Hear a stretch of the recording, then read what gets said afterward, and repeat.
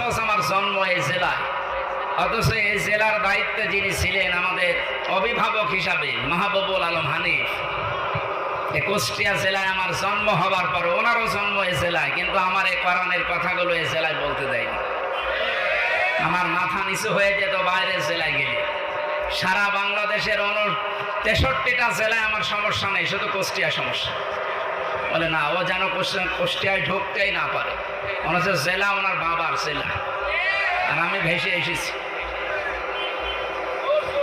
জালেমদেরকে আল্লাহ রাব্বুল আলামিন নিজেও সহ্য করেন না, সহ্য করতেও দেন না।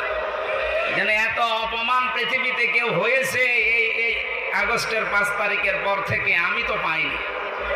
যারাই ছিল ইসলাম এবং মুসলমান আর আলেমদের বিরুদ্ধে, দেখেন যে কালামানি কলা পাতায় শুয়েছে, বিসি উড়ে গেছে, ও জীবনে আর সংসার করতে পারবে? আমি বাকিটা নাই বললাম। আমার চাচা আছে এখানে, বাবলু চাচা, বলেন তো ওরে অপমান আল্লাহ করেছে কত নিচে নামিয়ে।